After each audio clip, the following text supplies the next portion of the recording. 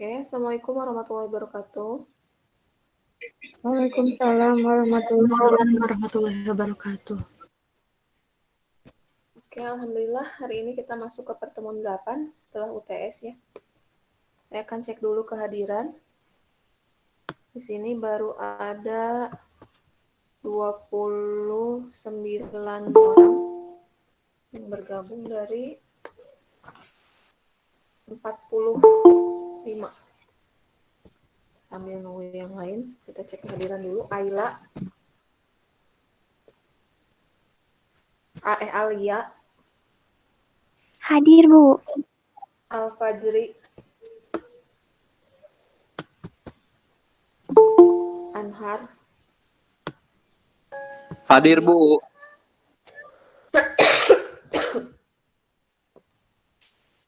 Aska,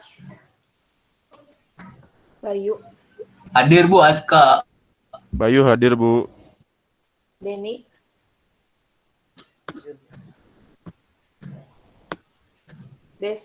Detristi, Hadir, Bu. Dilia, Firman, Hadir, Bu. Hadir. Fitriani, Hadir, Bu.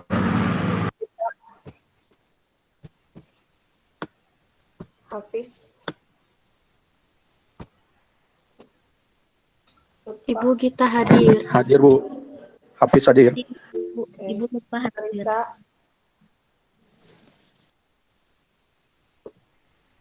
Mary, Hadir, Bu. Ella,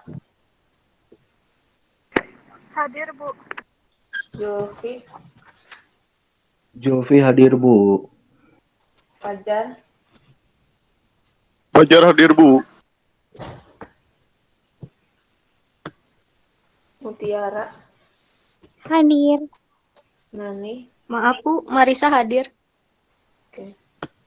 Nani, Hadir, Bu. Naufal,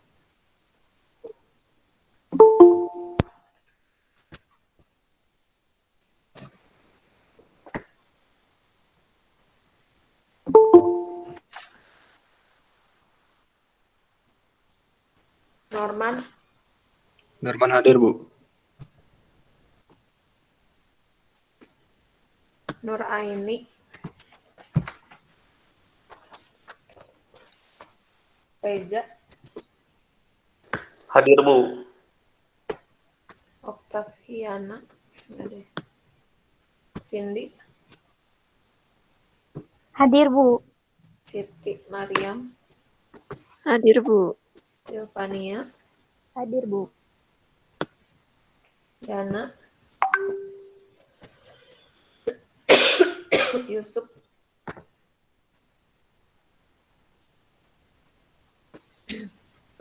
yang baru bergabung mungkin belum dipanggil, silakan Yusuf hadir, Bu. Ya, yang belum dipanggil atau terlewat, silakan tulis di ini ya, di chatnya. Oke, ada Fitriani, Gita ya. Ahmad, Bu. Ya, silakan ditulis di ini ya, kolom chat. Ahmad ya, Ahmad. Oke. Oke, sudah ada 32 orang.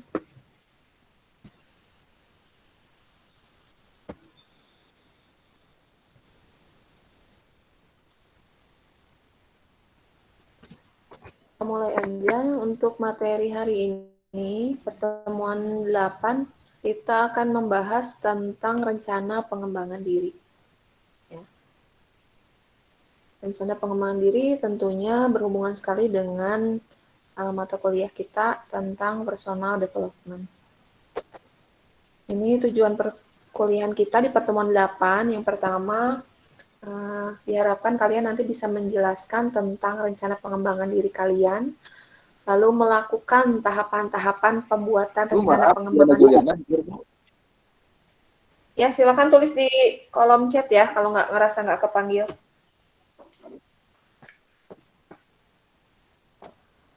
Oke, bisa diteruskan. Ya, jadi yang kedua, Harapannya kalian bisa melakukan tahapan-tahapan pembuatan rencana pengembangan diri untuk diri kalian sendiri. Dan yang terakhir, diharapkan kalian bisa membuat rencana pengembangan diri untuk diri kalian. Kita mulai dengan pendahuluan. Nah, harapannya ketika kita melakukan pengembangan diri, tahapan-tahapan atau rencana pengembangan diri, kita bisa membuat sesuatu atau seseorang atau diri kita yang mungkin awalnya dianggap bukan sesuatu atau bukan seseorang yang dianggap penting, lalu menjadi something gitu ya. Jadi dari nothing menjadi something. Di sini pentingnya adanya proses pengembangan diri. Nah, proses pengembangan diri adalah upaya memproses diri kita agar memiliki kepercayaan diri, menerima keadaan diri dengan segala macam kondisi diri, dan memiliki citra diri yang profesional, terutama mungkin di lingkungan pekerjaan. Jadi memang pengembangan diri ini sangat penting ya untuk kita, terutama untuk kalian yang sedang dalam proses untuk mengembangkan diri menjadi lebih baik lagi. Ya. Sebentar, ada yang bergabung, kita admit dulu.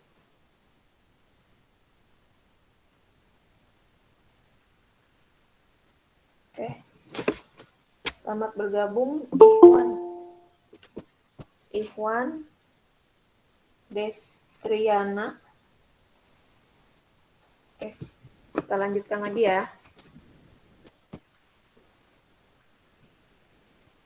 Nah ini ya, jadi kita pentingnya pengembangan diri ini untuk merubah sesuatu atau seseorang yang mungkin sebelumnya tidak memiliki kepercayaan diri atau kurang percaya diri, lalu mungkin belum menerima keadaan dirinya ya dengan kondisi dirinya yang sekarang gitu. Nah, menjadi seseorang yang bisa lebih percaya diri, lebih menerima keadaan, dan memiliki citra diri yang profesional terutama. Kita lanjutkan. Bagaimana konsep pengembangan diri? Nah, pengembangan diri adalah suatu proses pembentukan potensi, bakat, sikap, perilaku, dan kepribadian.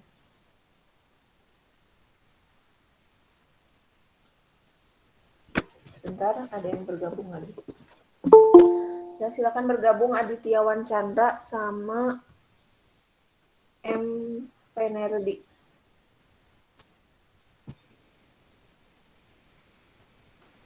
Kita lanjutkan. Jadi, bagaimana konsep pengembangan diri? Pengembangan diri adalah suatu proses pembentukan potensi, pembentukan bakat, ya, sikap, perilaku, dan kepribadian seseorang melalui pembelajaran dan pengalaman yang dilakukan berulang-ulang. Sehingga kalian bisa meningkatkan kapasitas atau kemampuan diri sampai pada tahap kemandirian. Ini menurut pendapat ilmuwan, ya, menurut Erik Erikson, bahwa pengembangan diri ialah usaha yang dilaksanakan manusia dalam menghadapi halangan emosional di dalam hidupnya. Nah, arah pengembangan diri ialah mengoptimalkan semua kekuatan yang berada di dalam diri kita sehingga menjadi individu yang mengagumkan dan sanggup bertahan dalam semua pengubahan zaman. Ya, atau zaman-zaman perubahan zaman yang terus berganti-ganti. Oke, sebelum kita lanjutkan, coba ada yang pernah ikut nggak pelatihan pengembangan diri di perusahaan? Ada yang pernah ikut di sini, di kelas ini? Biasanya sih kalau di perusahaan ada yang melakukan pelatihan untuk karyawannya, untuk melakukan pengembangan diri. Ada yang pernah ikut di sini pelatihan pengembangan diri? Yang pernah ikut silakan tuliskan namanya di kolom chat ya.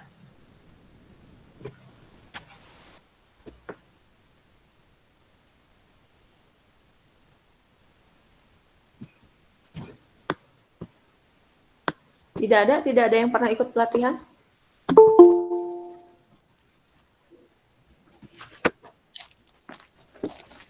Ya, Iwan. Enggak, Bu. Belum pernah sih, Bu. Cuman pernah denger aja dari teman gitu. Oh gitu. Ada temennya yang pernah ikut pelatihan gitu, Iwan? Ya pernah, Bu. Oke. Pernah cerita nggak temennya itu ketika pelatihan pengembangan diri itu apa yang dilakukan? Mungkin dia nyeritanya tuh secara teknis sih, Bu, untuk kerjaan dia gitu. Kayak dilatih untuk misal mengoperasikan hal satu, maksudnya ngoperasiin mesin 1, 2, 3 kayak gitu sih. Oh, berarti dari segi kompetensinya. Ya, Ya, jadi betul ya. Salah satu pengembangan diri itu adalah melalui brain ya. Brain itu adalah kompetensi atau keahlian. Itu adalah salah satu. Ada juga yang melalui yang lain ya, seperti misalnya penampilannya gitu. Ya, itu juga salah satu biasanya pelatihan-pelatihan pengembangan diri gitu. Kalau di sekolah mungkin atau di beberapa kampus yang fakultas ekonomi itu ada kayak apa sih table manner gitu ya. Terus ada kayak beauty class kalau mungkin ya di jurusan-jurusan tertentu. Nah, itu juga salah satu untuk pengembangan diri. Oke, kita lanjutkan dulu. Nah, di sini untuk pengembangan diri atau personal development ada beberapa yang mempengaruhi ya dari segi emosional, mental, sosial, spiritual, dan fisikal. Nah, di sini dari segi emosional ada istilah submisif ya. Kalau submisif itu artinya kita tidak, orang lain iya. Artinya kita lebih banyak mengalah dan lebih didominasi oleh orang lain gitu, kalau submisif. Lalu ada namanya agresif. Kalau agresif itu kita iya, orang lain tidak. Nah, biasanya kalau agresif ini kita yang mendominasi. Gitu ya, kita yang mendominasi dibanding orang lain. Bahkan kalau dari segi emosional, kita merasa bahwa kita yang paling benar dibanding orang lain gitu. Kalau dari segi agresif ya. Lalu ada asertif. Nah, ini yang diharapkan. Asertif ini adalah kita dan orang lain dalam kondisi yang nyaman, saling menerima. Gitu. Nah, ini yang diharapkan. Jadi dengan adanya pengembangan diri, nah kita diharapkan menjadi pribadi secara emosional, kita bisa menempatkan diri kita dan diri orang lain dengan nyaman. Gitu. Dengan saling menerima. Jadi tidak merasa kita yang paling benar atau kita merasa selalu salah. Jadi orang lain yang benar. Gitu. Lalu dari sisi segi sosialnya, kita bisa menerapkan etika. Jadi etika itu adalah aturan-aturan yang memang berlaku di masyarakat bahwa itu bernilai baik gitu, panduan. Ya, contoh misalnya ketika kita bertemu dengan orang yang lebih tua, misalnya etikanya seperti apa? Oh, kita mengucapkan salam, ya, terus mencium tangannya. Nah, itu adalah etika. Gitu. Etika ini dari sisi sosial. Lalu self-confidence, yaitu kepercayaan diri. Bagaimana kita bisa menjadi diri sendiri, kita bisa beradaptasi dengan masyarakat, dengan lingkungan sosial kita, dengan lingkungan pekerjaan kita, dengan lingkungan teman-teman kita.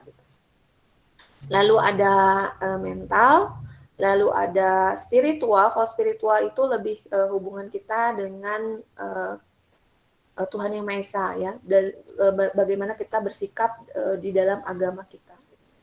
Lalu ada fisikal. Nah, di sini untuk personal development sendiri dipengaruhi oleh 3 hal yang utama ya, yaitu beauty, behavior, dan brain. Tadi seperti yang diceritakan oleh teman kalian yang pernah melakukan pelatihan pengembangan diri, ada salah satunya pelatihan pengembangan ini yang lebih menekankan ke brain. Ya, bagaimana kita, kompetensi kita, keahlian kita, kemampuan kita berpikir gitu. Ada juga ke beauty, ya ke beauty itu berarti dari penampilan, kerapihan, bagaimana karena mau tidak mau penampilan ini sangat penting untuk membangun personal kita gitu ya. Bagaimana kita mengembangkan diri. Jadi bayangkanlah kalau misalnya ya. Di sini di beauty ini selain mungkin dari segi pakaian yang rapi gitu dan pakaian yang sesuai pada tempatnya, misal kamu mau datang ke acara pernikahan teman, tentu kamu kan tidak mungkin pakai baju olahraga kan. Nah, itu termasuk kepada beauty gitu ya, menempatkan pakaian yang sesuai dengan waktunya gitu ya. Mungkin kalau sedang ada acara di hotel-hotel dan mungkin resmi, tentu kita akan menggunakan pakaian resmi. Nah, kalau kita juga mungkin acaranya casual, nah kita akan menyesuaikan. Jadi memang ini sangat mempengaruhi ya beauty ini. Jadi beauty itu bagaimana cara berpakaian, kerapihan gitu ya. Lalu ada behavior itu adalah tingkah laku, tindakan ya. Bagaimana kita berperilaku dengan teman-teman kita, dengan lingkungan kita gitu. Dan bagaimana mungkin dari segi kita cara berbicara, dari segi kita menegur orang gitu ya, dengan nada tinggi atau nada yang lembut, itu akan memperlihatkan behavior kita ya. Nah, di sini tujuannya adalah untuk menghasilkan wonderful personality. Personality yang indah, yang mengagumkan, yang bisa menarik semua orang. Oke, kita lanjutkan dulu. Nah, di sini tentang rencana pengembangan diri. Nah, setiap manusia tentu ingin mengembangkan dirinya menjadi pribadi yang lebih baik. Ya, mungkin sebelumnya pemalu, mungkin sebelumnya gitu ya, mungkin kurang rapi dalam berpakaian gitu ya, dan lain-lain. Nah, kita pasti ingin mengembangkan diri kita menjadi lebih baik ya. Yang dulunya malu ya lebih percaya diri gitu ya. Nah, maka tak heran jika kita akan selalu berusaha untuk mempelajari hal-hal yang baru gitu. Mau tidak mau kita harus mempelajari hal-hal yang baru. Bagaimana cara kita berkomunikasi dengan orang, bagaimana misal, kalau dari segi kompetensi kita kurang, ya tentu kan akan mempengaruhi kepercayaan diri kita. Ya, akhirnya mau tidak mau kita harus meningkatkan kompetensi kita ya dalam hal brain yang tadi, gitu.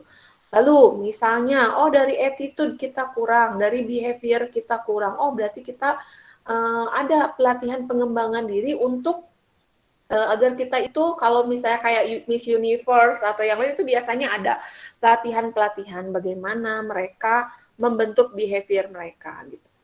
Nah, lalu jika ingin mengembangkan diri kita harus membuat rencana. Jadi untuk mengembangkan diri kita harus bikin planning atau perencanaan. Kenapa sih perlu perencanaan? Agar kita bisa mengukur apa kita sudah berkembang atau belum gitu.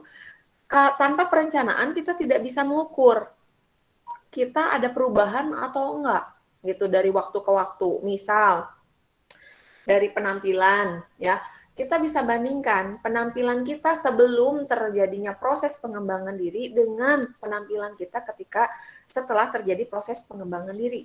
Ada perubahan enggak? Ya. Lalu contoh dari behavior misalnya. Gaya bicara kita kepada orang lain sebelum kita melakukan proses pengembangan diri dengan setelah kita melakukan proses pengembangan diri ada perubahan enggak? Misal kita ketemu orang yang saya kerja di perusahaan yang memang sering berhubungan dengan orang-orang banyak ya, masyarakat banyak. Nah, bisa jadi kan yang datang ke kita teh mungkin dengan bahasa yang baik, dengan lembut. Nah, tapi bisa juga orang yang datang ke kita itu dengan kemarahan, ya, dengan kata-kata yang kasar. Nah, kita bisa bandingkan bagaimana kita mengantisipasi orang tersebut, gitu. Setelah proses pengembangan diri ini ada perubahan enggak? Kalau masih sama, berarti tidak ada perubahan. Bagusnya, ketika sudah ada proses pengembangan diri, kita akan berubah yang mungkin sebelumnya kurang sabar menghadapi permasalahan, komplainan, apalagi yang mungkin kerjanya di bidang customer service gitu ya, mungkin yang kerjanya di bagian kasir, yang sering bertemu orang-orang, komplainan, dan lain-lain. Nah, di situ biasanya ada pelatihan-pelatihan kalau di perusahaan, bagaimana agar kita bisa lebih sabar lebih sabar menghadapi gitu. Nah, itu fungsi dari rencana pengembangan agar kita bisa mengukur apa kita sudah berkembang atau belum, atau mengalami perubahan atau tidak.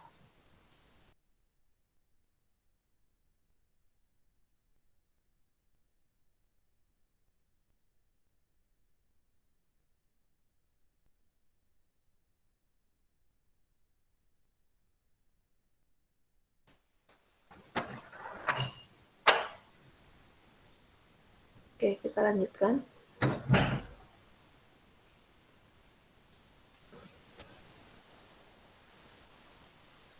Nah, ini mengenai tahapan pembuatan rencana pengembangan diri.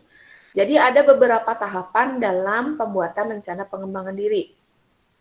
Ya, yang pertama mengenai kita harus melakukan pemahaman diri. Jadi kita harus memahami diri kita. Apa kelebihan kita dan apa kelemahan kita. Jadi kita harus memahami apa kekurangan dan kelebihan yang ada di dalam diri kita. Nah, kenapa kita perlu tahu kelebihan dan kekurangan? Jadi kalau kelebihan ini, kalau kita sadar dengan kelebihan kita, ini akan menjadi peluang yang bisa kita manfaatkan untuk lebih berkembang lagi. Contoh, misalnya kita punya kelebihan mudah bersosialisasi, misalnya. Mudah bersosialisasi dengan orang. Oh, mungkin kelebihan kita, kita mudah sekali belajar hal-hal baru, misal. Nah, dari situ kita bisa mendapatkan peluang. Oh, misalnya kalau saya banyak teman, misalnya kelebihan saya punya banyak teman. Oh, ada peluang lain nih. Oh, membangun relasi untuk misalnya kamu mau bikin bisnis atau untuk misalnya kamu kerja di bidang marketing. Nah, itu kita bisa menjadi kita bisa mendapatkan peluang-peluang yang bisa dimanfaatkan dari kelebihan kita. Nah, lalu kenapa kita harus tahu kekurangan? Jadi tahu kekurangan saja itu tidak cukup. Selain kita sudah tahu kekurangan kita harus bisa ya membuat, karena kita udah tahu kekurangan itu, kita harus bisa membuat bahwa dari kekurangan itu menjadi acuan kita untuk mengatasinya. Misal, oh saya punya kekurangan, saya temperamen, saya cepat marah. Nah, karena ada kekurangan itu bukan berarti ya udah kalau saya marah ya emang saya kekurangannya gitu, emang saya cepat marah. Jadi berharap orang lain bisa menerima gitu. Ya emang saya cepat marah, emangnya kenapa?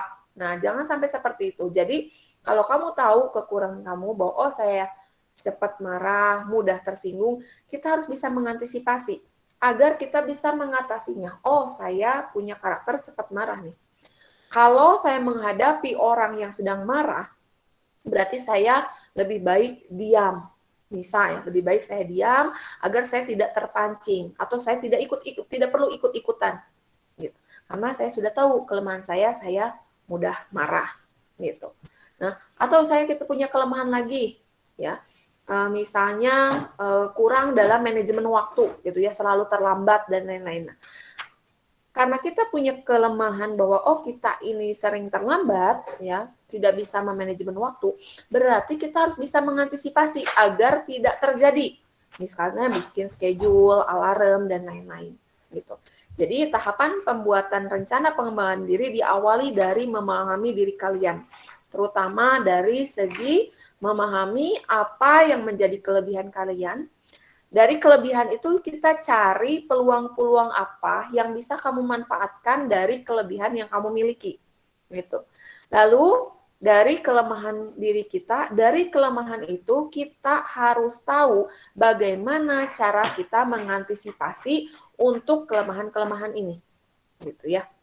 Nah, nanti di akhir kalian diharapkan bisa membuat rencana pengembangan diri untuk diri kalian sendiri. Karena kan kelebihan orang beda-beda, kelemahan orang beda-beda. Nah, nanti kamu harus membuat seperti ini terhadap diri kamu sendiri. Ya. Lalu yang kedua adalah membuat list tujuan penting di dalam hidup. Jadi, kalian harus bisa membuat list. Misal, contoh, list tujuan saya yang pertama nanti di bulan Desember saya mau beli mobil, misal. Ya, tujuan-tujuan hidup kamu. Jadi, ini akan menjadi tolak ukur apakah seseorang ini berkembang atau tidak. Ya, baik dari segi pengetahuan ataupun soft skill. Nah, kalian bisa tulis beberapa tujuan hidup yang untuk memantau hasilnya. Misal, tujuan saya itu misalnya saya punya good attitude attitude yang lebih baik, misal ya. Kalau gitu saya punya target nih menjadi lebih sabar dalam menghadapi orang, misal. Lalu saya kalau cara berbicara jadi tidak terlalu terburu-buru, menjadi lebih bisa menekan gitu, lebih bisa slow, lebih bisa santai kalau berbicara, mungkin kalau asalnya yang terlalu cepat dan lain-lain. Nah, itu bisa. Jadi kamu listkan apa saja yang menjadi tolak ukur atau tujuan dalam hal pengetahuan, ya. Misalnya kalau dari pengetahuan, saya nanti di bulan Januari mau menguasai bahasa pemrograman R misalnya. Saya mau belajar bahasa pemrograman Python. Dalam waktu 3 bulan harus sudah mampu mengatasi itu, ya. Mampu mempelajari Python, menguasai Python. Nah, itu dibuat listnya, gitu ya. Lalu yang ketiga adalah tetapkan batas waktu. Jadi memang harus jelas. Kalau kita dulu pernah belajar tentang goal setting, di goal setting juga ada namanya batas waktu. Jadi ada ukuran waktu, berapa lama jangka waktu yang kita butuhkan agar kita mencapai tujuan tersebut. Nah, sudah tercapai atau belum? Gitu. Ya, jadi kalian perlu menetapkan batas waktu untuk tujuan-tujuan kalian tadi. Lalu yang keempat, yang terakhir adalah action atau bertindak. Jadi semua yang kamu lakukan, ya tadi mulai dari memahami diri sendiri, lalu setelah memahami diri sendiri kita lanjutkan lagi ya dengan langkah-langkah berikutnya. Tidak ada gunanya kalau kamu tidak ada action. Jadi yang terakhir adalah action atau bertindak. Nah, lakukan hal-hal yang bisa menunjang tercapainya tujuan. Ya, bisa jadi mungkin kamu mengalami hambatan atau permasalahan, tapi yakin kesuksesan itu tidak ada yang instan. Ya, misal ketika kamu, saya mau belajar data science. Data science itu mungkin kalau pelatihan kursus itu sekitar 2 bulan, misal. Nah, lakukan kursusnya gitu ya. Ya daftar ke kursusnya, kamu belajar tentang data science itu, lakukan latihan-latihannya. Nah, pasti saja mungkin ada hambatan di jalan. Wah, tiba-tiba merasa malas, tiba-tiba merasa, aduh, nggak keotakan, ini saya kayaknya mau nyerah aja gitu ya. Nah, mungkin pasti ada aja hambatan-hambatan yang kalian hadapi. Tetapi, kalian harus yakin bahwa tidak ada kesuksesan tanpa kerja keras.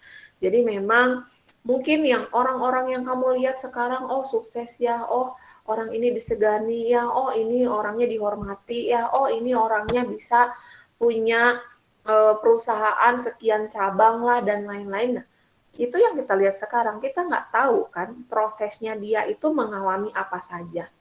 Seseorang bisa bicara di depan publik, bisa menjadi narasumber di seminar-seminar, ya, bisa menjadi seorang motivator, memotivasi semua orang, pasti banyak yang sudah dia lalui. Nah, tidak ada yang instan. Jadi, kalaupun kamu dalam bertindak atau melakukan action kamu menghadapi masalah, ya, itu hal yang lumrah. Gitu. Namanya juga manusia, namanya juga hidup. Ya, namanya hidup itu pasti akan ada permasalahan. Oke, silahkan dituliskan di kolom chat, ya, berdasarkan langkah-langkah yang tadi, ya, langkah-langkah yang tadi, silahkan coba action apa, ya, action apa, atau enggak jangan action dulu deh, di sini dulu deh. Bentar. Nah, dari sini aja dulu. Bikin dulu deh list yang paling deket yang mau kamu capai, silakan dituliskan di kolom chat untuk setiap orang ya, ini untuk semuanya. Silakan dulu dituliskan di kolom chat. List tujuan hidup. Tuliskan list tujuan hidup. Saya tinggal dulu sebentar.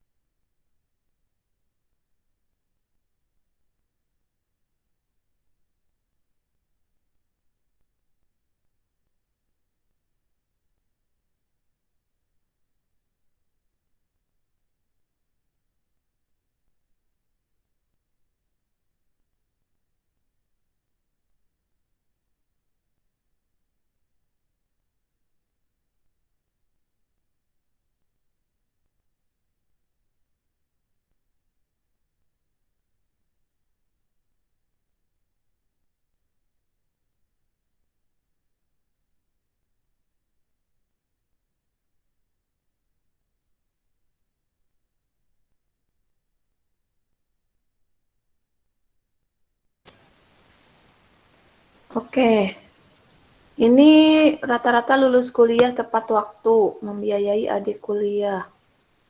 Lulus kuliah tepat waktu. Emang ini banyaknya semester akhir ya? Kalau 18 itu berarti semester berapa ya? Semester 7, Bu. Oh, pantesan. Ya, semester 7 ya. Berarti ini yang ngambil ke atas juga yang 2019 itu berarti juga yang ngambil ke atas ya? Ya, Bu. Oke. Oke ya, jadi kalian punya tujuan penting di dalam hidup adalah yang pertama lulus kuliah. Ini rata-rata pengen lulus kuliah tepat waktu, lalu ada yang ingin membiayai adiknya kuliah, lalu ada naik jabatan atau naik gaji. Nah, oke. Jadi pertama, oke, kita menarik nih ya yang lulus kuliah. Nah, ketika lulus kuliah berarti kan ada tetapkan batas waktu. Nah, batas waktunya itu kapan? Kalian udah tahu belum kapan harus ngajuin sempro, seminar proposal, kapan harus mengajuin yang lain-lain, udah ada tahu waktunya belum? Sudah mulai nyusun-nyusun atau belum yang semester 7? Sudah, Bu. Sudah ya, ada mata kuliahnya ya? Pra ya? Oke. Nah, di situ kalian berarti kan harus sudah bisa menentukan. Kalian masuk semester 7, berarti semester 8 paling lambat tahun depan, bulan Oktober, kamu harus sudah wisuda. Oktober apa bulan apa ya wisuda? Desember. Saya lupa. Kemarin Desember ya? Yang kakak kelas kalian. Desember apa November kemarin wisuda. Nah, itu. Jadi kalian harus sudah bisa menetapkan batas waktu. Ya. Oh, paling lambat misalnya bulan Oktober 2022 saya harus sudah sidang skripsi. Misal, ya. Jadi itu harus sudah kalian tentukan batasan waktunya. Jadi nggak akan lagi ya saya nemu mahasiswa yang akhirnya nambah 1 semester lagi gitu.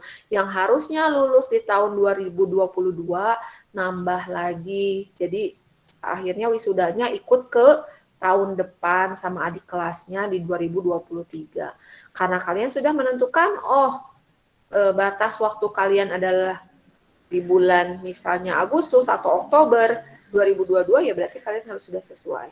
Nah, ketika menetapkan batas waktu itu, nah kalian berarti kan harus melakukan action, ya. Apa yang bisa menunjang untuk tercapai tujuan agar kamu lulus tepat waktu? Coba, apa sih action yang bisa kalian lakukan agar kalian lulus tepat waktu? Nah, misal, ya, ada yang masih ngulang kuliahnya, ya berarti harus segera diulang di semester 8. Ya, misalnya ada yang nilainya D atau E, ya berarti harus diulang. Lalu ada apa lagi? Coba kira-kira, Aska harus rajin kuliah, ya minimal rajin hadir gitu ya Aska ya. Ya, Bu. Ya, minimal harus rajin mengikuti seluruh mata kuliah.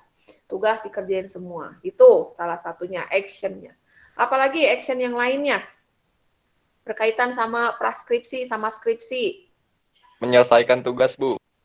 Ya, menyelesaikan tugas-tugas. Lalu apa lagi? Membayar SPP. Ya, itu salah satunya. Membayar SPP sesuai dengan waktunya. Apalagi?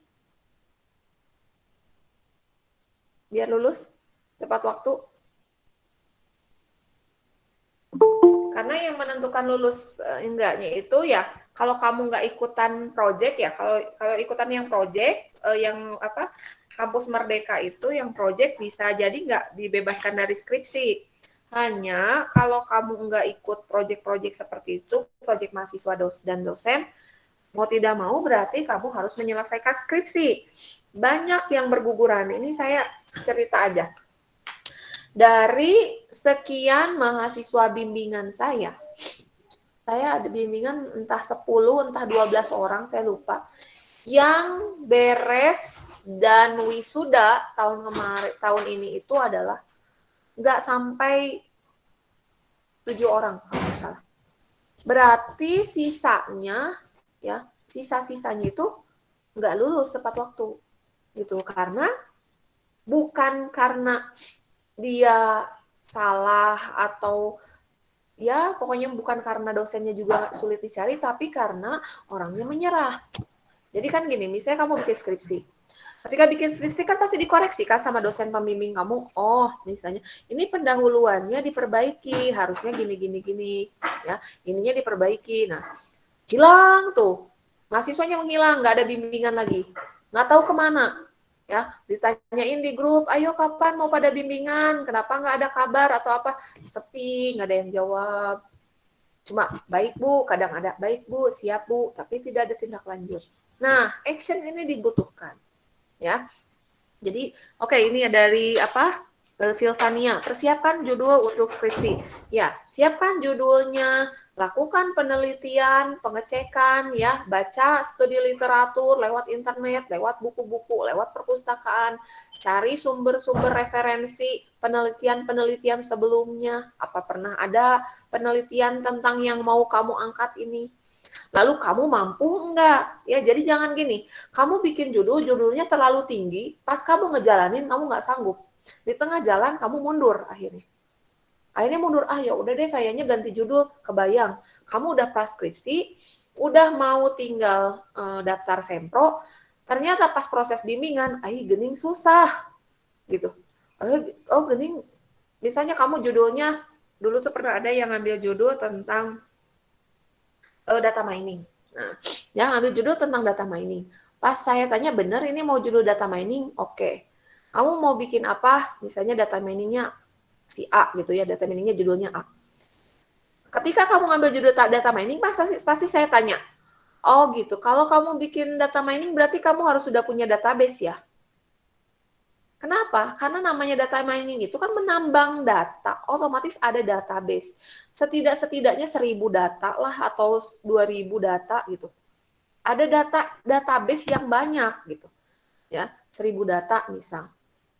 Nggak punya Bu database-nya, harus dicari dulu Bu database-nya. Nanti ya Bu saya tanya dulu database-nya, pas nanya ke bagian misal dia tentang data mining, tentang proses di kelurahan gitu ya, RT RW. Ternyata kan di negara kita itu masih minim gitu database-nya. Ya, masih sulit, kadang mereka masih pakai Excel, banyak sekali data nolnya. Akhirnya pas di tengah jalan, Bu ternyata susah gitu. Dia ngambil judul data miningnya klasifikasi. Di klasifikasi itu kan ada variabel A, variabel B, ada variabel penentu. Pas saya bilang, di mana variabel penentunya? Ternyata, nggak ada Bu, harus wawancara satu persatu warganya. Tersanggup, akhirnya menghilang anaknya. Nah, jadi bagi kalian nih, kan kalian udah semester akhir, semester 7, mau mulai skripsi, judul. Jadi ketika melihat judul, sesuaikan. Oh, saya mau bikin judul ini. Jangan lihat euforianya. Gitu. Oh, euforianya sekarang tuh lagi keren nih data science. Lagi nggak keren nih ini. Lihat dulu, pelajari dulu, cari literaturnya dulu. Apalagi kalau anak S1 itu harus ada software. Harus ada produk. Dia bicara data mining, dia bukan hanya mendata mining terus pakai aplikasi, ya aplikasi SPSS atau aplikasi yang lain, karena harus meng-create, ya harus membuat aplikasinya. Giliran ke codingnya lama, hilang 2 bulan, 3 bulan, katanya error dah dan lain-lain. Nah, itu. Jadi kalau kamu sudah membuat rencana pengembangan diri untuk mengupgrade kemampuan kamu, berarti kan kamu yang dulunya lulusan SMK atau SMA, di-upgrade nih menjadi lulusan sarjana, ya. Ketika kita mau jadi sarjana itu berarti kita punya kemampuan analisa, kemampuan analitik. Kita bisa menganalisis permasalahan, kita bisa mencari solusi dari permasalahan tersebut. Nah, action inilah yang penting banget. Makanya kalau di mata kuliah manajemen proyek itu ada kayak bikin penjadwalan gitu. Kayak saya mau ngerjain ini kapan, Nah, ini juga kalian dari tindakan atau action ini juga harus disertai dengan waktu gitu. Kapan kamu mau selesainya? Gitu. Kapan kamu mau ini tanggal kapan kamu harus sudah sidang, tanggal kapan, bulan kapan harus sudah sempro gitu. Gitu ya. Jadi Itu yang harus kalian lakukan. Jadi lakukan tindakan untuk mencapai tujuan kamu. Walaupun nanti ketemu hambatan, ketemu dosen yang hilang-hilang, sulit dihubungi, ketemu lagi dengan data yang hilang, ya, lalu dengan perusahaan yang nggak mau ngasih data, lalu ketemu lagi dengan perusahaannya tiba-tiba bangkrut gitu, jadi harus ganti objek penelitian. Lalu ada lagi yang tiba-tiba mungkin keuangannya bermasalah, kena PHK ya, apalagi yang kemarin kan pandemi, kena PHK, akhirnya dia tidak bisa meneruskan skripsi. Jadi ya banyak hal. Atau tiba-tiba kerjaan di kantornya jadi banyak banget. Nah, pasti banyak hambatan, tapi yakinlah kamu kalau mau sukses itu ya nggak ada yang mudah gitu, nggak ada yang instan. Ya, semuanya butuh proses. Dulu saya ketika skripsi itu saya sudah seminar, udah revisian seminar, pas mau sidang tiba-tiba dulu saya kosan saya kerampokan. Itu saya hilang handphone 2, lalu hilang laptop. Zaman dulu itu 2008. Handphone hilang, laptop hilang. Skripsi saya di situ yang udah terupdate, revisian yang tinggal sidang, seminggu lagi sidang. Di situ semua di laptop tidak ditemukan, udah lapor polisi dan lain-lain, tidak ditemukan. Nah, itulah kadang kita mungkin bisa mengalami masalah ketika kita mau mencapai tujuan, tapi kita tidak boleh nyerah gitu ya. Nah, kebetulan waktu itu ada flash disk gitu ngegantung, kebetulan nggak dicuri flash disknya. Nah, di flash disk itu ada skripsi, tapi skripsian yang lama, belum revisi ya, codingan program-program yang lama belum revisi, jadi updatean baru itu sudah hilang gitu. Nah, mau tidak mau kan dalam waktu 1 minggu kita harus mengejar. Karena kalau kita ketemu dosen, ya khususnya dosen penguji saya waktu itu pas saya bilang, maaf Bu, ini ada surat keterangan polisi, saya kehilangan laptop saya dan lain-lain semuanya gitu. Nah, dosen penguji nggak mau tahu. Gitu. Ya saya mau apa yang saya sampaikan, revisian itu harus Anda sampaikan ketika sidang. Gitu. Itu dosen saya penguji waktu itu bilang seperti itu. Saya tidak tahu caranya gimana, kamu harus berusaha agar pas sidang semua revisian yang saya minta sesuai. Nah, kita tidak boleh nyerah. Jadi kalau kamu menghadapi permasalahan ketika kamu mau lulus gitu ya, skripsi, mau ya banyak mungkin entah uangnya nggak ada, entahlah dosennya nggak ada, entahlah objek penelitiannya yang nggak ada, datanya hilang lah dan lain-lain. Nah, jangan nyerah. Ya, nggak ada yang instan. Tapi pasti setelah itu kamu merasakan syukur yang luar biasa ketika kamu bisa melewatinya gitu. Ya. Jadi itu adalah tahapan-tahapan pembuatan rencana pengembangan diri. Ya, khususnya bagi kalian baik di bidang pekerjaan. Terus tadi saya tertarik dengan membiayai adiknya kuliah. Nah, tentunya kan kalau membiayai adik kita kuliah berarti kan kita harus berbagi dengan adik kita yang mungkin dari gaji kita itu harusnya 100% buat kita, akhirnya kita harus membagi untuk adik kita gitu ya. Selain dari segi itu juga ada hal-hal yang lain yang bisa kita lakukan sebagai seorang kakak ya, misalnya nyariin beasiswa buat adiknya, itu action. Cariin beasiswa buat adiknya, beasiswa mana dicobain gitu. Cari, kamu sudah punya link, udah punya kenalan dosen, tanya ya, kamu mana yang ngasih beasiswa, apalagi mungkin kalau yang sekarang itu ada istilah apa sih, KIP gitu ya, KIP yang butuh bantuan. Kalau memang ada butuh bantuan itu bisa sekarang itu. Jadi tidak sepeser pun kamu bayar untuk kuliah, tidak asal mau aja. Kalau sekarang ya sudah ada programnya dari pemerintah. Jadi itu sangat menarik tujuan kalian. Kita tunggu dulu ya azan. Sampai azannya selesai.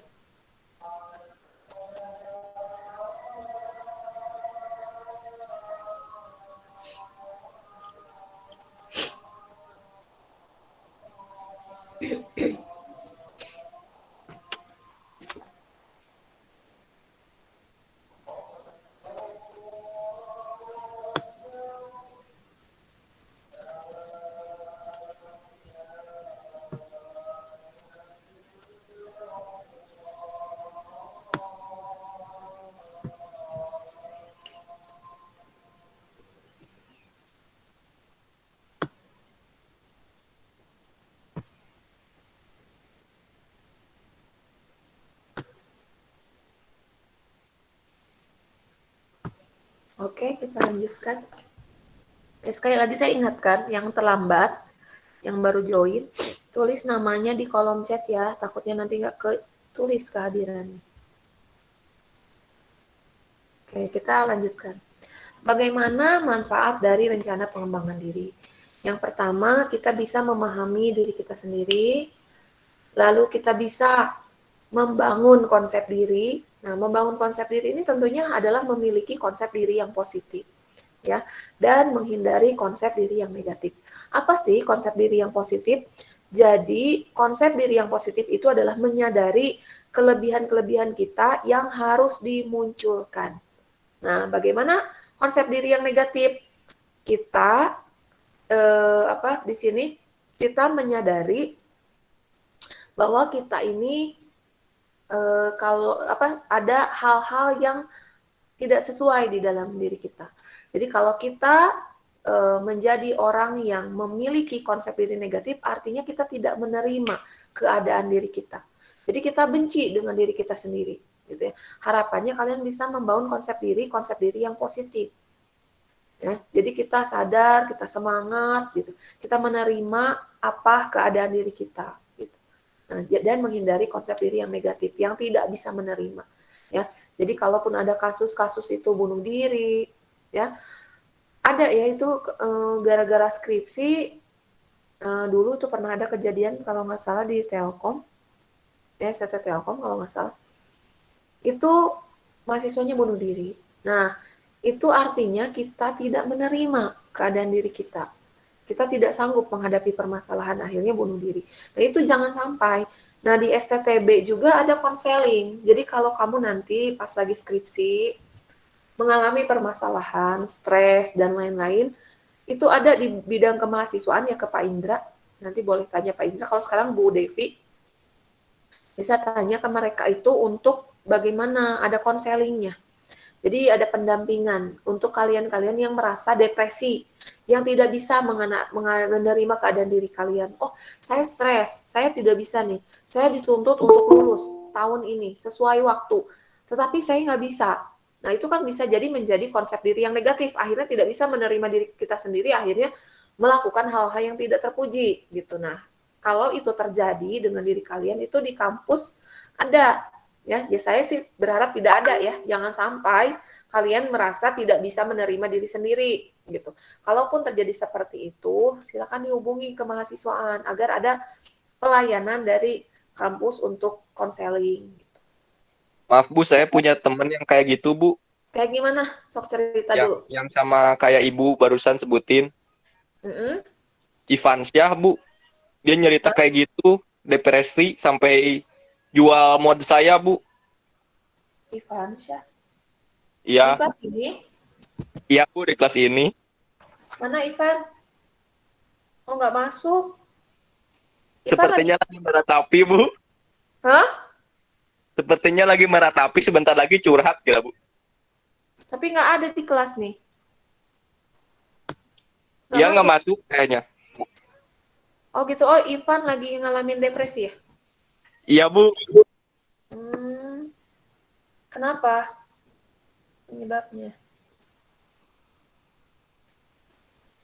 Ada yang tahu kenapa penyebabnya?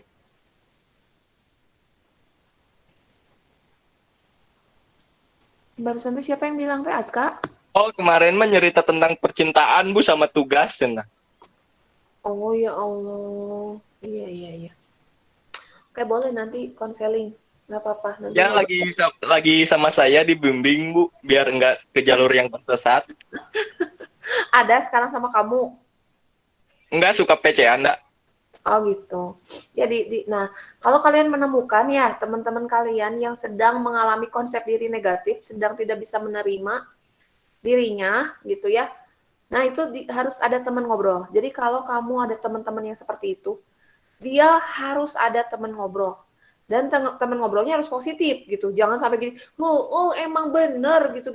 Emang hirup mah kayak gitu. Susah, nama gitu. Jadi tambah mengasihkan feedback negatif ya, jangan sampai. Jadi Aska, kalau Aska sedang menjadi temannya Ivan Syah nih, sekarang soalnya biasanya Ivan Syah hadir terus sekarang nggak ada. Gitu. Nah, gimana Kak? Oh, enggak, Bu. Nah, jadi kalau Ivan saya emang lagi ngobrolnya sama Aska, masalah permasalahan dia, masalah percintaannya dia, masalah tugas lah, masalah apa gitu ya, masalah pekerjaan. Nah, itu kasih feedback yang positif. Jadi, oh iya, memang apa istilahnya dikasihlah, ya masalah kamu tuh belum seberapa, banyak yang lebih sulit. Kadang saya juga pernah ngerasa gini, saya punya masalah, merasa masalah saya berat. Saya ngerasa, aduh masalah saya berat nih, saya kayaknya nggak bisa. Nah, tiba-tiba saya ngelihat misalnya di tayangan video tuh kayak kemarin ya, tiba-tiba ngelihat yang tayangan yang Gunung Sinabung itu yang kemarin meletus ya. Situ kan wah rumahnya rusak, satu rumah, dua rumah, harta bendanya hancur gitu, ada keluarganya yang tertimbun meninggal. Saya langsung berpikir bahwa oh masalah saya tuh belum apa-apa. Masalah saya itu belum seberat mereka gitu. Nah, kita kadang kalau kita memperbahan yang berat, lihatlah orang lain yang sedang mengalami masalah yang lebih berat, tetapi mereka survive, sabar gitu. Jadi permasalahan itu ya harus dihadapi, jangan dihindari, dihadapi. Gitu, ya, memang harus dicari teman ngobrol gitu. Kadang ada orang yang bisa survive sendiri, melihat lingkungan dia, akhirnya dia kembali. Tapi kan ada juga yang perlu disemangatin gitu ya. Makanya apalagi kalau yang curhatnya mungkin perempuan, kalau perempuan mungkin akan lebih enak kalau didengerin dulu gitu, jangan ngejudge, jangan langsung ngasih stigma negatif dan lain-lain, didengerin apa gitu ya. Kalau dia meminta masukan baru dikasih masukan gitu. Ya. Jadi kadang kita mengalami proses, misal kamu mengalami permasalahan ekonomi. Sehingga kamu tidak bisa menerima diri kamu yang kesulitan dari segi ekonomi. Nah, ketika itu terjadi, kamu harus melihat ke orang lain. Pernah nggak sih kamu lihat misalnya lagi di jalan pakai motor, lihat bapak-bapak tukang dagang cuanki mungkin atau tukang dagang apa yang air itu isinya air berat, berapa kilo dia harus pikul itu? Mungkin untungnya hanya 10.000, 20.000, ya 30.000 sisanya mungkin buat modal. Mungkin dia juga sudah tua, mungkin juga rumahnya masih ngontrak. Nah, ketika kamu mengalami kesulitan ekonomi, padahal mungkin kamu masih bisa kuliah gitu ya, masih kerja, tapi mungkin sedang ada masalah ekonomi, lihatlah yang di bawah kalian gitu. Apalagi kalau lihat bapak-bapak, ya udah tua, yang harusnya sudah istirahat. Ya, yang harusnya mungkin dia sekitar 60 tahun, 50 tahun, yang harusnya sudah istirahat di rumah, dia masih mikul-mikul panggulan yang isinya air banyak, ya, dagangannya masih banyak, dan mangkok-mangkok itu, kebayang nggak beratnya dia bawa itu, keliling-keliling, panas-panas. Nah, ketika kalian memiliki permasalahan, lihatlah yang seperti itu gitu. Mereka masih semangat gitu. Mereka masih semangat, mereka masih bisa hidup gitu. Masih bisa tersenyum kadang. Nah, kenapa kita harus menyesali diri gitu. Ya. Nah, kayak kemarin ada kasus bunuh diri ya. Mungkin kasusnya viral tuh yang minum racun sianida. Pada tahu nggak? Ada Bu di sini dekat lokasi saya Bu, di Malang Bu. Oh, kamu di Malang ya?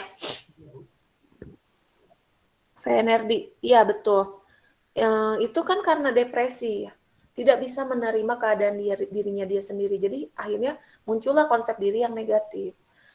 Dan mungkin yang harusnya dia ada pendampingan, tapi mungkin juga ada permasalahan lain ya, sehingga bisa memutuskan untuk bunuh diri gitu ya. Jadi memang orang-orang seperti itu memang butuh pendampingan, gitu. Butuh pendampingan agar dia tidak melakukan hal itu. Ya bisa saja padahal mungkin pada saat itu dia ngerasa terpuruk, ngerasa semua menghakimi, ngerasa membenci semua orang gitu, merasa menyesali dirinya sendiri, tapi yakin setiap permasalahan itu pasti ada penyelesaian gitu ya. Setiap permasalahan itu pasti ada penyelesaian. Sebesar masalah yang kamu hadapi aja, nanti juga selesai gitu. Nggak akan terus-terusan seperti itu gitu ya.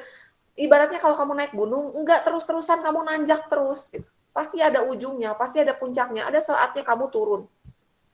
Ada saatnya landai. Jadi ketika kamu merasakan bahwa perjalanan kamu itu sekarang lagi curam, lagi nanjak-nanjaknya, lagi susahnya, lagi berpeluh semuanya kamu rasain, ingat bahwa nanti itu pasti ada puncaknya. Nanti kamu akan menemukan jalan yang landai setelah itu. Gitu. Yakin, seyakin-yakinnya. Ya apalagi kalau kamu punya agama ya. Pokoknya semangat lah buat kalian, apalagi nih semester 7 ya. Nah, terus manfaat lainnya adalah kita bisa menentukan sikap dan perilaku. Dan yang keempat, kita bisa memiliki kepercayaan diri berupa aktualisasi, ya, menjadi diri sendiri. Jadi ketika kita sudah mulai percaya diri, kita mulai bangkit, disitulah berarti kita sudah bisa menerapkan rencana pengembangan diri terhadap diri kita untuk menjadi lebih baik. Nah, lalu ini yang lanjutannya di sini, harapannya kalian bisa memperoleh kesan diri secara profesional, ya, kalau dari segi kompetensi. Ya, membentuk kesan diri yaitu meningkatkan performance kamu, membentuk beauty, brain, and behavior yang tadi sudah saya jelaskan. Kalau beauty itu artinya dari mulai kontak mata, penampilan, ya, bahasa tubuh. Lalu ada brain, ya, keahlian, ada behavior, sikap atau perilaku kita. Ya, kalau bahasa tubuh tuh misalnya kayak kita lagi ngobrol sama orang gitu ya.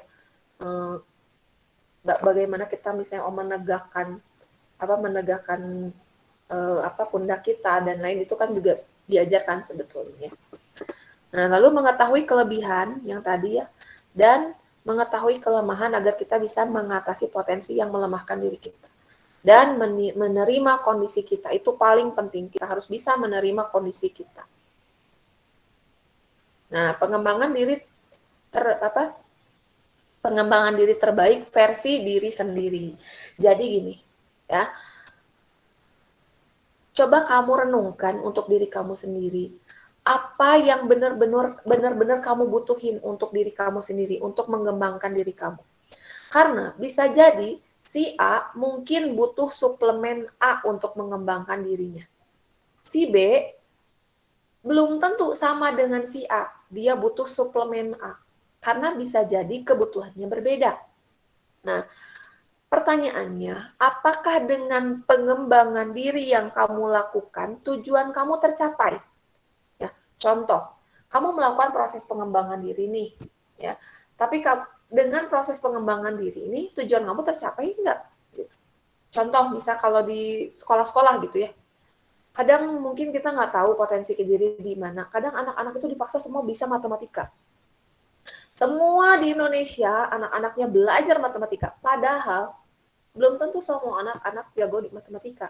Ya, jadi katanya jangan pernah ngajarin memanjat pohon. Jangan pernah ngajarin ikan untuk memanjat pohon. Dia ikan, bisanya berenang. Gitu. Jadi jangan pernah mengajarkan ikan untuk memanjat pohon. Dia tidak akan pernah bisa. Nah, jadi kadang itu yang harus kita sadari. Oh, jangan sampai ikut euforia. Oh, orang-orang harus bisa matematika. Saya harus bisa matematika. Yang paling penting adalah menggali potensi kamu. Jadi kamu tahu. Nah, apakah dengan proses pengembangan diri ini, misal ada yang dipaksakan nih, misalnya kalau di keluarga ya, di orang tua tuh anaknya dipaksa les piano, dipaksa les kumon, dipaksa les bahasa Inggris, dipaksa les ini. Apa tujuannya akan tercapai? Nah, itu juga kembali. Jadi pengembangan diri terbaik itu ya versi kita diri sendiri berdasarkan potensi yang kita miliki. Ya. Apakah waktu dan energi yang Anda keluarkan atau yang kamu keluarkan untuk pengembangan diri yang kamu lakukan itu membuat kamu puas? Misal, ada beberapa orang yang melakukan pengembangan dirinya tidak dengan kuliah. Ya, ada orang yang tidak kuliah. Ya, tapi bukannya dia nggak punya uang, dia uangnya banyak. Tapi dia memang potensi dirinya, dia pahami bahwa dia seorang entrepreneur. Gitu. Jadi dia akan mengarah ke sana. Dia melakukan energi, waktunya dia untuk menjadi pengusaha sukses. Ya. Jadi akhirnya uang yang harusnya memang untuk kuliah, dia peruntukan untuk yang bikin bisnis. Gitu. Nah, jadi pertanyaannya, waktu yang kamu keluarkan, energi yang kamu keluarkan untuk mengembangkan diri kamu bikin puas nggak? Kalau itu bikin puas, lanjutkan. Ya, jadi kalau misalnya, oh iya kamu ngeluarin waktu, ngeluarin uang untuk kuliah, kamu harus bisa menyadari, memang itu kebutuhan kamu, gitu. Ya, jangan sampai karena dipaksa-paksa, karena orang tua saya nyuruh Bu, gitu. Nah itu kan nanti timbal baliknya juga nggak akan baik, gitu. Ya. Lalu kita pasti semuanya punya kemampuan, hanya ada beberapa orang yang belum bisa menggali kemampuan dirinya. gitu ya.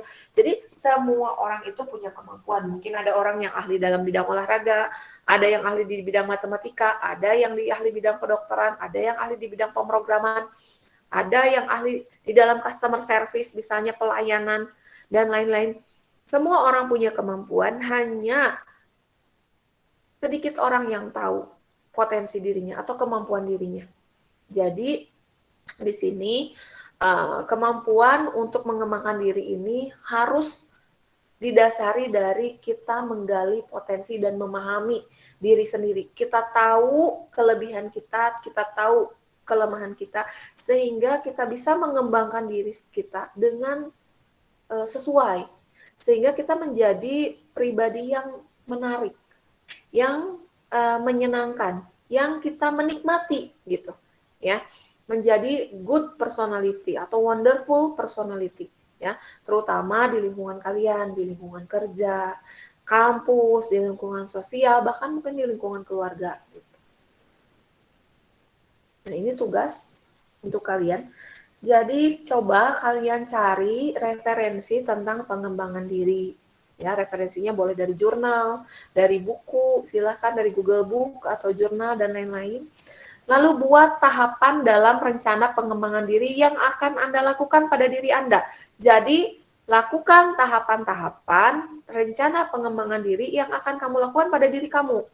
Ya, karena pasti kan tujuannya ada yang beda gitu ya, nggak hanya lulus kuliah. Jadi di list, oh satu lulus, yang kedua nikah misal, nikah muda, misalnya yang ketiga punya bisnis, yang keempat misalnya jadi naik jabatan, yang kelima, nah itu di list ya. Lalu lengkapi dengan penjelasan dan alasan mengapa hal itu perlu dilakukan untuk pengembangan diri Anda. Buat dalam format PDF, dikumpulkan melalui e-learning paling lambat tanggal 16 Desember pukul 11.55 malam. Ada pertanyaan?